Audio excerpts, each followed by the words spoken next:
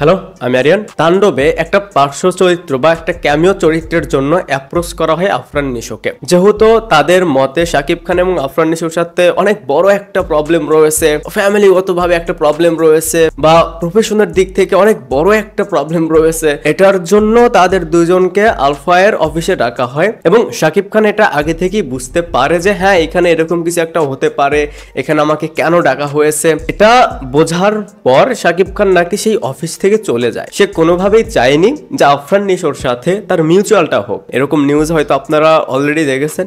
এই নিউজটা একটা সংবাদ মাধ্যম প্রকাশ করেছে, যেটার নাম সময়ের কণ্ঠস্বর।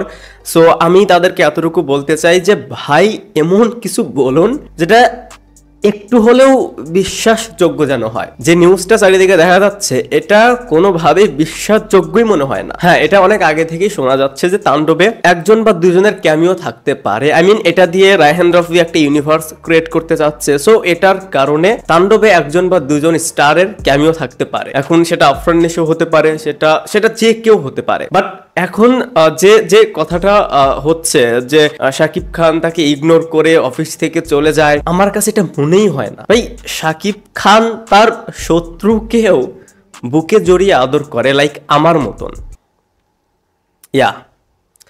সো আফরান নিশোর সাথে তার এমন কি হয়েছে যেটার কারণে সে তাকে ইগনোর করবে, এবং সেটা একটা কাজের জন্য, একটা ফিল্মের কাজের জন্য, প্রফেশনের জায়গা থেকে। তো এটা তো আমার প্রথমত মনেই হয় না যে শাকিব খান তার প্রফেশনের জায়গা থেকে এরকম একটা বিহেভিয়ার করবে। আর যেটা বললাম যে শাকিব খান তার শত্রুকেও বুকে জড়িয়ে নেয়, সেইখানে আফরান নিশোর সাথে তার এমন কিছুই হয়নি যে না তাদের পার্সোনালি ভাবে কোনো প্রবলেম রয়েছে, তাদের ফ্যামিলিগত ভাবে কোনো প্রবলেম রয়েছে, তাদের প্রফেশনের দিক থেকে কোনো প্রবলেম রয়েছে। ভাই, সুরঙ্গের সময় কি হয়েছে না হয়েছে সেইটাকে ধরে, সেই রেশারেশিকে ধরে মনে হয় না যে শাকিব খান পর্যন্ত এত কিছু গেছে, বা তার পর্যন্ত গেলেও সে এই বিষয়গুলো মাথায় রেখেছে। এছাড়াও সুরঙ্গের সময় রায়হান রাফিও কিন্তু অনেক কথা বলে, স্পেশালি সাকিবিয়ানদের নিয়ে। অনেক ভিডিও ফুটেজে সেটা দেখতে পারবেন। সাকিবিয়ানরা যখন রায়হান রাফির প্রোফাইলে গিয়ে কমেন্টস করছিল বাজে বাজে, যেটার কারণে তাদেরকে কমেন্টস সেকশন অফ করে রাখতে হয়।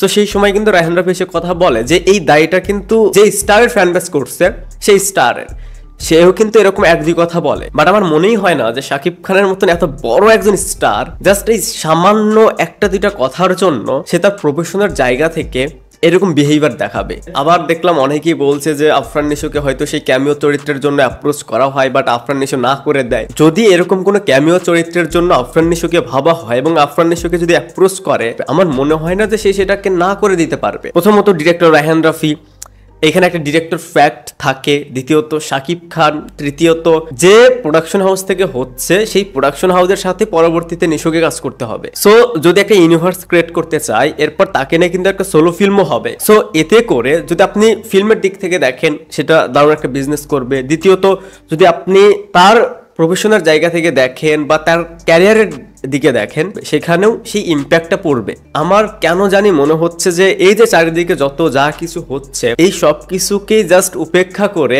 কিছু একটা কিন্তু হতে যাচ্ছে তাণ্ডবে, যেটা আমাদের হয়তো বা এক্সপেকটেশনেরও বাইরে কিছু। ঈদুল আজহাতে কিন্তু আফরান নিশোর কোনো সিনেমা রিলিজ পাচ্ছে না। সো আমার কাছে বারবার এটাই মনে হচ্ছে যে কিছু সারপ্রাইজ হয়তো থাকতে পারে তাণ্ডবে, যেটা আমাদের ধারণারও বাহিরে। আমি আপনি যেভাবে চিন্তা করি, ফ্যান বেস যেভাবে চিন্তা করে, সেইভাবে চিন্তা কিন্তু ডিরেক্টর বা সেই প্রোডাকশন হাউস করে না, বা সেই অ্যাক্টররা করে না। তারা তাদের প্রফেশনের জায়গা থেকে যদি তাদের কাছে সবকিছু ঠিকঠাক মনে হয়, আমার মনে হয় না যে কেউ সেটাকে ইগনোর করে যেতে পারবে। আর যেসব সংবাদ মাধ্যম থেকে এগুলো জানা যাচ্ছে, শোনা যাচ্ছে, এগুলো অলওয়েজ ফেক ছিল, এগুলো অলওয়েজ ভুয়া ছিল।